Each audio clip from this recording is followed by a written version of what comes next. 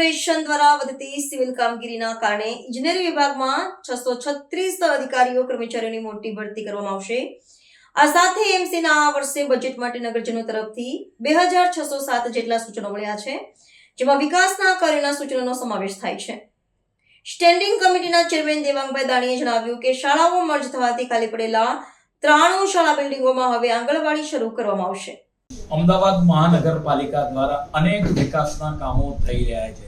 હાલ અમદાવાદ મહાનગરનું નામ વૈશ્વિક કક્ષાએ આગામી સમયમાં જ્યારે કોમનવેલ્થ ગેમ્સ 2030માં 36નો ઓલિમ્પિક, હમણાં જ એશિયન એક્વેટિક સ્પર્ધા, તદુપરાંત અમદાવાદ એ world heritage city, cleanest city of the India અને safest city of the India, તો મહાનગરનું નામ જ્યારે વૈશ્વિક કક્ષાએ લેવાતું હોય ત્યારે મહાનગરમાં કરવામાં આવતી કામગીરી માટે પબ્લિક એજન્સીને આજે નીમવામાં આવી છે. તે દ્વારા આપણે વાત કરીએ કે અમદાવાદ મહાનગરમાં થતા જે કામગીરી છે એ મીડિયા લેવલે, તદુપરાંત આપણે વાત કરીએ ઇલેક્ટ્રોનિક મીડિયાની અંદર, અને આપણે વાત કરીએ કે વૈશ્વિક કક્ષાએ, ગુજરાત કક્ષાએ, નેશનલ કક્ષાએ અને વૈશ્વિક કક્ષાએ પણ એ ધરોહર હાઇલાઇટ થાય એ માટે એજન્સીને પ્રતિ માસ 4 લાખ રૂપિયાની વેતનથી આ કામ સોંપવામાં આવ્યું છે. પરિણામે ઉત્તરોત્તર મહાનગરપાલિકા દ્વારા જે થતા વિકાસના કામો છે એ વૈશ્વિક કક્ષા સુધી પહોંચે. અમદાવાદ મહાનગરપાલિકાનો વિસ્તાર 510 ચોરસ કિલોમીટર, તદુપરાંત 7 ઝોન અને 48 વોર્ડની અંદર વિસ્તરેલો છે. મહાનગરપાલિકાની અંદર વાત કરવામાં આવે તો ડ્રેનેજ વાત કરીએ કે 3500 kilometre, strong water line 900 kilometre, રોડનો નેટવર્કનો જો અંદાજ કાઢવામાં આવે તો 5500 કિલોમીટર, અને આપણે વાત કરીએ કે પાણીની લાઇન, આ બધા નેટવર્ક પરિણામે સિવિલ વર્કની વાત કરીએ કે ભરતી માટેનું કામ આજની સ્ટેન્ડિંગ કમિટીની અંદર મંજૂર કરવામાં આવી છે. ખાસ કરીને 7 ઝોનની અંદર ડ્રેનેજ સ્ટ્રોંગ અને road building related additional city ઇજનેર અલગ હોવા જોઈએ, તે માટેના આધારે 7 નવા એડિશનલ સિટી ઇજનેર લેવાનું. તદુપરાંત આપણે વાત કરીએ કે ડેપ્યુટી સિટી ઇજનેર એની 17 જગ્યા, આસિસ્ટન્ટ સિટી ઇજનેર એની 48 જગ્યા, તદુપરાંત આસિસ્ટન્ટ સિટી ઇજનેર 168 અને ટેકનિકલ સુપરવાઇઝર એ 396. આમ આપણે વાત કરીએ કે 636 જગ્યા મહાનગરપાલિકાની અંદર જ્યારે આટલું બધું કામ સિવિલ વર્ક રિલેટેડ થતું હોય તો એ ઓપન કરવામાં આવી છે. આવનાર સમયમાં આની વર્તમાન પત્રમાં એડ આવશે અને આટલા 700 જેટલા નવ યુવાનોને આનાથી એક આપણે વાત કરીએ કે મહાનગરપાલિકાની અંદર નોકરી મળશે અને પબ્લિકને સેવા કરવાની ઉમદા તક પ્રાપ્ત થશે.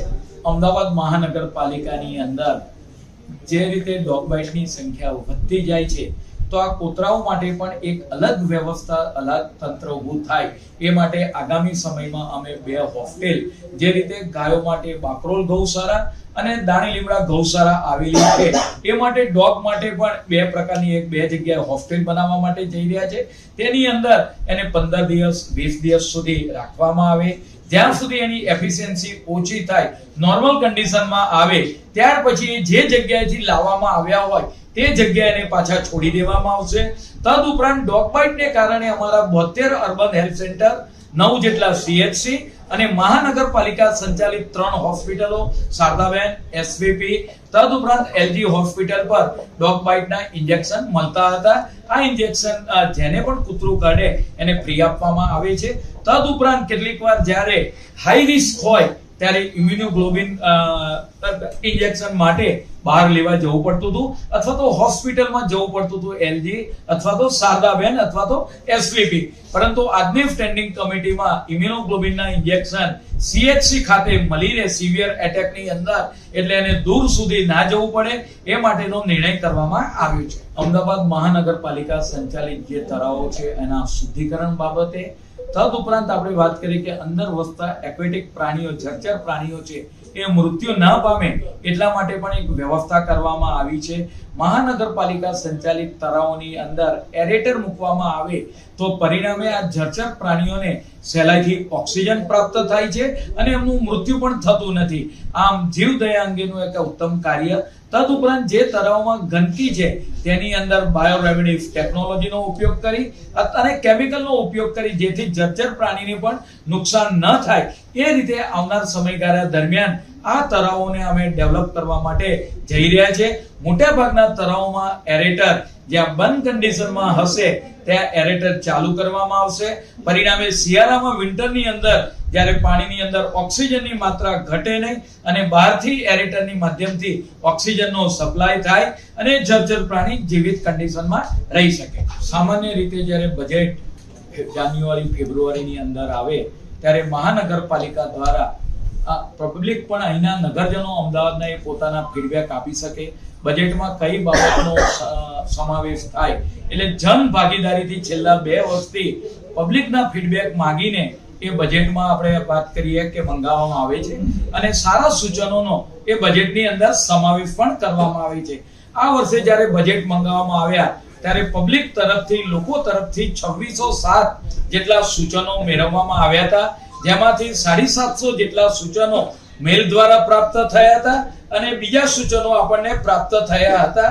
કેટલાક સૂચનો છે આપણે વાત કરવામાં આવે 68% જેટલા સૂચનો આપણે ડાયરેક્ટ મોકલવામાં એમના તરફથી આવ્યા હતા.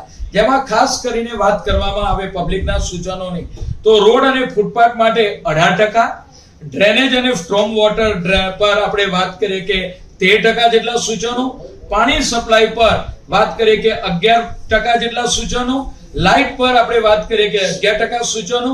આવી રીતે આપણે વાત કરીએ કે ટોટલ વાત કરીએ કે આ સૂચનો પબ્લિક તરફથી પ્રાપ્ત થયેલા હતા. તદુપરાંત શહેરના બ્યુટિફિકેશન માટે કે ગાર્ડન હોય, લાઇબ્રેરી હોય, સ્વિમિંગ પુલ હોય, અર્બન હેલ્થ સેન્ટર હોય, અલગ અલગ સુવિધા માટે પણ પબ્લિક તરફથી સૂચનો પ્રાપ્ત થયા હતા અને એવા વાત કરીએ કે સૂચનોનો પણ આગામી બજેટની અંદર આનો પણ અભ્યાસ કરી એ સૂચનો આપણે વાત કરીએ કે બજેટની અંદર કઈ રીતે સાવમાં આવે તે બાબતનું પણ ધ્યાન રાખવામાં આવશે. મહાનગરપાલિકાની અંદર સ્કૂલોની અંદર જ્યારે કેટલાક વિસ્તારની અંદર સંખ્યા ઘટતી હતી અને મકાન જર્જરિત હતા અને જ્યાં સંખ્યા ઘટે ત્યાં 2 સ્કૂલોને એડજોઇન કરવામાં આવી હતી. જે સ્કૂલો બંધ પડી હતી તેને રિપેર કરીને અથવા તો જમીન દોસ્ત કરીને ત્યાં આગળ આંગણવાડીના બાળકો રમી શકે, ખેલી શકે એટલા માટે આ સ્કૂલોની અંદર આંગણવાડી ચલાવવાનું નક્કી કરવામાં આવ્યું છે. 93 જેટલી સ્કૂલો જે બંધ હાલતમાં હતી ત્યાં આવનાર સમયગાળામાં આંગણવાડી ડેવલપ કરવામાં આવશે અને આંગણવાડીના બાળકો ત્યાં આગળ રમી શકશે. આનાથી કોર્પોરેશનને વર્ષે 10 કરોડ જેટલો ફાયદો પણ થશે.